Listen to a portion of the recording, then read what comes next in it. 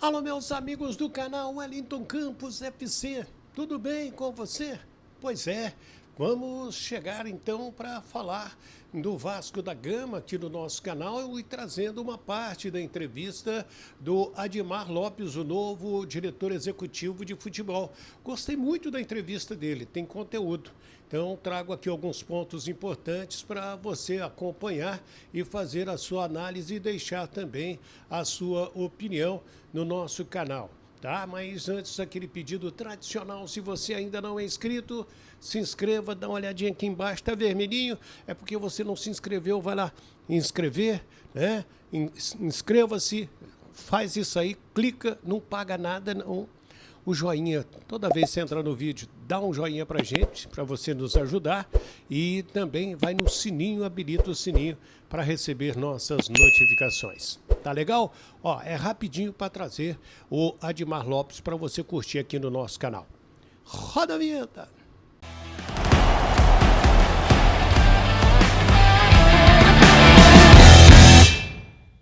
Muito bem, minha gente. Então, sem perder tempo, vamos trazer uma parte da entrevista do Admar Lopes. Gostei muito do que ele falou, achei interessante, tem conteúdo, é um cara experimentado na Europa e o Vasco faz, ao meu sentir, um gol de placa em trazer um profissional da área para este setor. Não é que os outros que passaram não sejam, mas esse tem a tal da experiência internacional e europeia que a gente tanto defende hoje, né? Como o Flamengo trouxe agora recentemente o José Boto, o Vasco agora traz o Admar Lopes. Tire aí as suas conclusões na entrevista coletiva, ele abre falando sobre reforços. Existem conversas abertas em relação à renovação dos dois jogadores em causa. Existe um interesse grande do Vasco para que continuem, de toda a gente, inclusivamente do técnico. Existem ofertas sobre a mesa, existem discussões abertas e nos próximos dias poderá haver algumas novidades em relação aos dois casos. Boa tarde, Admar. Fábio Azevedo, do canal Fanático Vascaíno. Seja bem-vindo ao gigante Vasco da Gama. Muito obrigado. Todas as perguntas vão tocar no seguinte tema: dinheiro, né? Como fazer para essa janela o Vasco ter reforços que ele precisa para qualificar o seu elenco com poucos recursos que você tem na sua pasta nesse momento? Então, desde que eu comecei a conversar com a diretoria do Vasco, ficou muito claro que se trata de uma diretoria bastante responsável. Sempre me explicaram e me fizeram entender primeiro a grandeza e a exigência do Vasco, mas ao mesmo tempo também a situação financeira complicada que o Vasco vive no momento. Sendo assim, a nossa abordagem ao mercado será normalmente...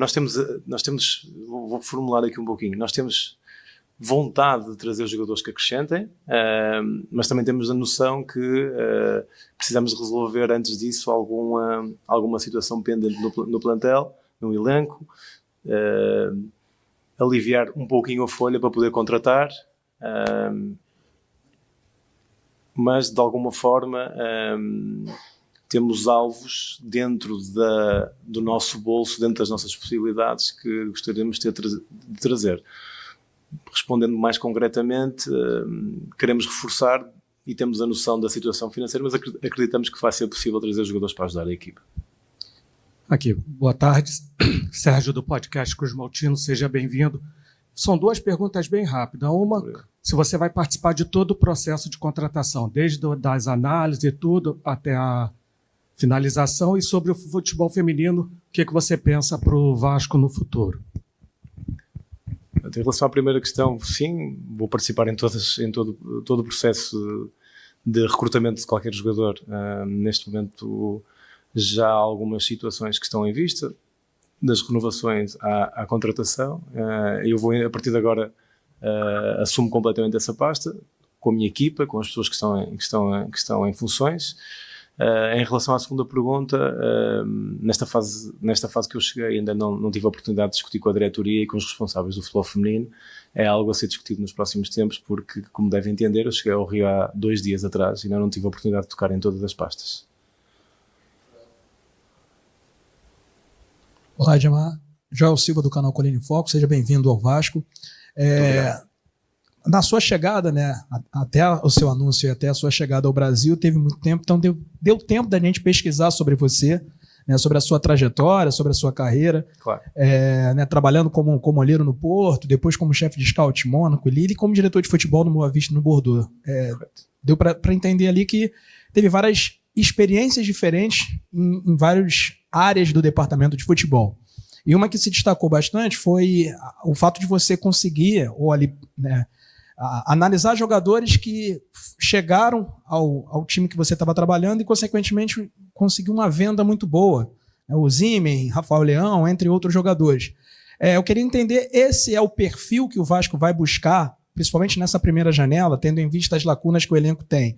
O Vasco tem um orçamento para ir atrás de jogadores renomados ou com grana, ou você vai atrás da sua expertise, que é, de fato, buscar jogadores desconhecidos, mas que podem dar um retorno imediato? Como é que está sendo a análise do mercado para buscar reforços? Obrigado.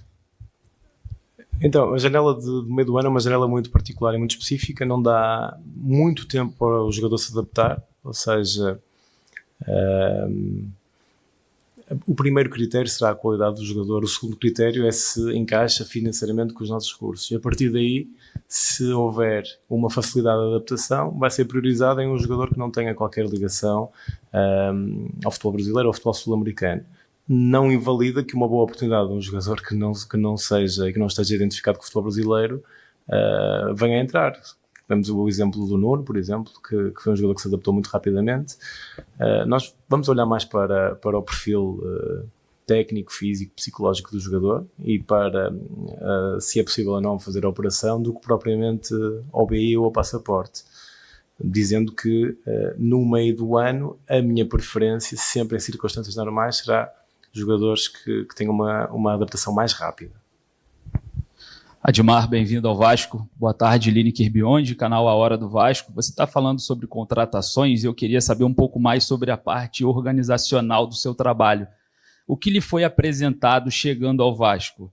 Existe alguma interferência ou autonomia de Felipe, Pedrinho e Fernando Diniz nessa área específica de contratações? Explica um pouco mais para a gente detalhado esse nível de autonomia. Boa pergunta, muito obrigado. Então, no Vasco, neste momento, existe uma organização em funções há alguns meses. O corpo estranho, neste momento, sou eu é que tenho que me adaptar à dinâmica que está envolvida. Pessoas que me receberam muito bem, que eu reconheço competências, no professor Diniz, no Felipe, no presidente. Eu tenho algum conhecimento do mercado, tenho algumas ideias, as decisões finais serão o mais unânime possíveis, mas o diretor executivo tem autonomia na seleção dos jogadores, no Vasco da Gama. Boa tarde, Admar. Gabriel Rodrigues aqui da Trivela. Seja bem-vindo ao Vasco e ao Brasil, ao Rio de Janeiro. Eu queria perguntar sobre os objetivos do Vasco e seus objetivos aqui no clube. Se nessas conversas que vocês tiveram até a sua contratação, agora na sua chegada, foram discutidos os objetivos do Vasco a curto prazo e a longo prazo também. Por exemplo, esse ano o Vasco está disputando 3 competições, brasileiro, Copa do Brasil, Sul-Americana. Foi conversado alguma coisa sobre prioridade para alguma competição? E quais são os objetivos do Vasco nessa temporada? O objetivo do Vasco é dar passos seguros e estáveis na continuidade do que esta diretiva tem vindo a fazer para colocar o Vasco lá no lugar onde ele merece. Existe ambição interna da minha parte e das pessoas que estão em funções. O Presidente e o Filipe, como ex-jogadores e como conhecedores da história do Vasco, passaram a responsabilidade, a exigência e a ambição do clube. O objetivo é tentar fazer o melhor em todas as competições. Estas competições são importantes e eu acredito que podemos chegar longe nas 2 competições a eliminar e fazer um Brasileirão de acordo com igual ou melhor do que aquilo que aconteceu ano passado. Tentar qualificar para as competições continentais. Bom dia, Admar, Danilo do Expresso 923, seja bem-vindo. Muito obrigado. A nossa dúvida é em relação a esses últimos 3 anos seus no Bordeaux. O Bordeaux que passou por dificuldades, vem passando por dificuldades financeiras, estava na primeira divisão, depois cai para a segunda e depois, por problemas financeiros, cai para a quarta divisão. E o Vasco, nesse momento, está numa recuperação judicial, todo esse processo difícil financeiro. Ao mesmo tempo, temos 20 milhões de torcedores e uma grande pressão, uma grande expectativa por resultados melhores. Qual o aprendizado que você traz desses 3 anos do Bordeaux, da relação com a torcida, para agora, para o Vasco da Gama? Obrigado. Uma questão também. Então, para mim foi uma grande honra representar um clube com a dimensão do Bordeaux, no pior período da história. Desportivamente, eu considero que o trabalho não foi incrível, mas foi razoável dentro das limitações enormes que tínhamos. A forma como o futebol francês está organizado, em termos de fair play financeiro, de controle financeiro dos clubes, é completamente diferente da brasileira, pelo menos por enquanto. Tivemos muita dificuldade sempre em contratar jogadores, mas eu entendo que com as vendas que nós fizemos, o trabalho acaba por ser positivo. Infelizmente, as questões foram dívidas antigas, foram falta de um investidor, que sempre foi a grande prioridade do acionista maioritário, e o clube acaba por descer este inferno, digamos assim, por questões administrativas, não desportivas. Ou seja, o aprendizado em viver na dificuldade foi grande, era mais jovem. Hoje em dia já venho mais calejado numa situação desse género. A relação com a torcida sempre foi boa. Eu acredito que mesmo o Vasco também passando por uma situação difícil, conseguir encontrar um clube com maior estabilidade, tanto institucional como desportiva, do que quando cheguei, até pelos timings, de quando cheguei ao Bordeaux. Por isso acredito que são situações bastante diferentes, e acredito que estou preparado para a exigência e a pressão que vai acontecer no Vasco da Gama. Ademar, aqui. Alan Santos, do BTB Esportes. A gente tem visto, seja muito bem-vindo ao Vasco. Muito obrigado. A gente tem visto um regresso de grandes jogadores para o futebol brasileiro. Recentemente voltou o Neymar para o Santos, Felipe Coutinho no ano passado retornou para o Vasco da Gama também. Você falou sobre autonomia no futebol. Você estuda fazer uma grande contratação também dentro dessa próxima janela? O torcedor sonha com o retorno do Douglas Luiz, que está talvez saindo da Juventus, retornar ao futebol brasileiro, recuperar o seu futebol, buscando uma Copa do Mundo logo ali na frente. Você pensa também fazer uma grande contratação no Vasco?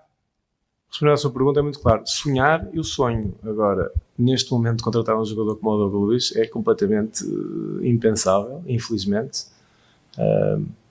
Nesta janela acho muito difícil chegar a um nome desse nível.